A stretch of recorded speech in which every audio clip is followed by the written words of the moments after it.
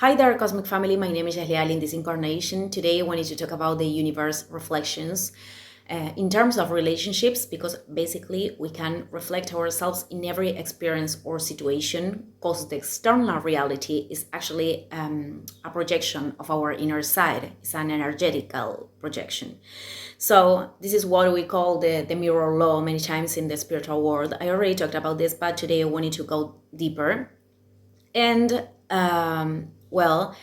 this is very linked, this topic is very linked with Libra season, with the eclipse season. And it is the eclipse season, a moment where we are like tested in a symbolic way, and where we have to apply the things that we learned. And on the other hand, depending on the things that we were sustaining in ourselves and how aligned we were with our own soul path, then experiences outside will bring new revelations. Maybe they are going to help us to reconnect in a deeper way with ourselves. But if we were like deviated from the soul path, and every deviation actually is part of the experience, so situations are going to redirect us in some way. So this is a moment where many things are finishing and many things start too.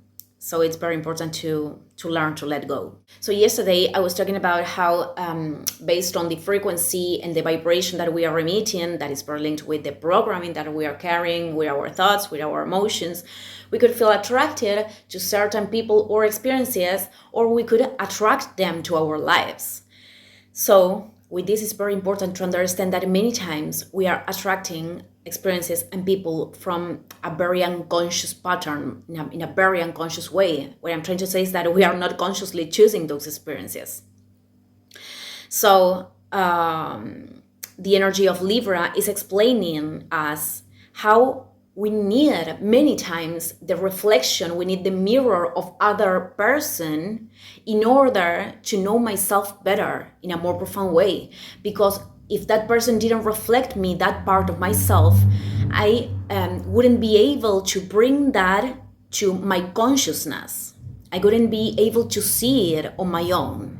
So a big example that I gave in the past, because this is part of my own experience, it is that the people that have relationships with narcissists or psychopaths, well, that kind of relationships are reflecting to ourselves the disconnection from love, from self-love, and also that lack of self-love is reflected on the mirror.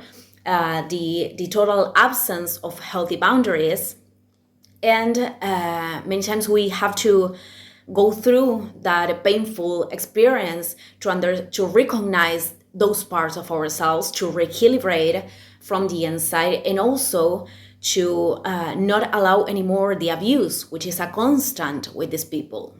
So after that, there's a lot of experiences. I mean, we could reflect ourselves in every person in our reality. We could reflect ourselves in many things, and we can learn from a lot of experiences. And these reflections will become more subtle and subtle.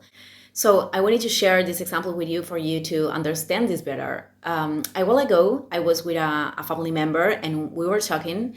So I put some music on the YouTube platform while we were having a conversation. And suddenly an advertisement came out. And this advertisement was about a person doing a political campaign from here, from Argentina.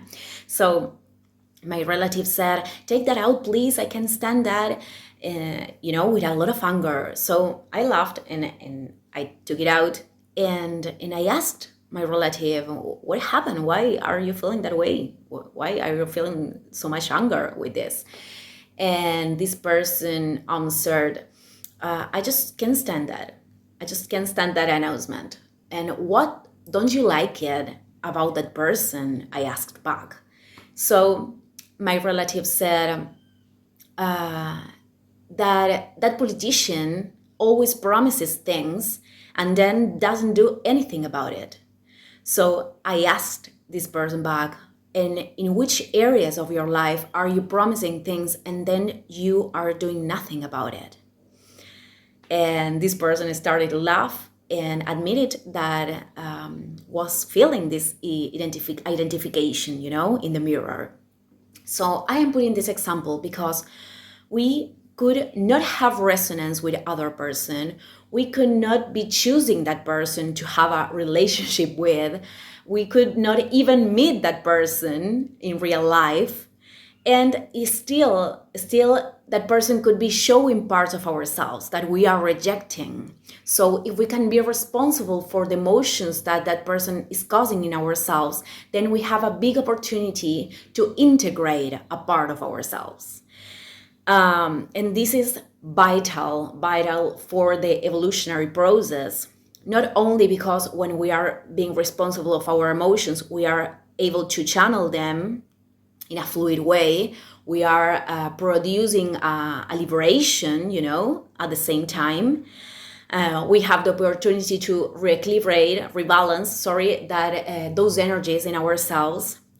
But also, if we are resistant to do that, then situations will come, experiences will come, and it won't be an advertisement of YouTube, situations that are more closer and more part of our reality will come. And the more resistant we are, the more painful they will become. So we can apply this exercise with every person or situation that is causing us this, we could call uncomfortable emotions like anger, fear, sadness. So this work is not always easy in the first hand, because when the situations and the experiences become too much painful, ego could disconnect from the soul, and we could be operating from the victim role. And the victim role is going to prevent us from recognize that part of ourselves. On the other hand, because when the ego is disconnected from the soul, we could be lacking humility. So because we don't like the mirror, we are resisting to see the reflection. And other reason could be because we don't identify immediately what the mirror is telling us. And many times we don't do this identification because we are resisting the answer.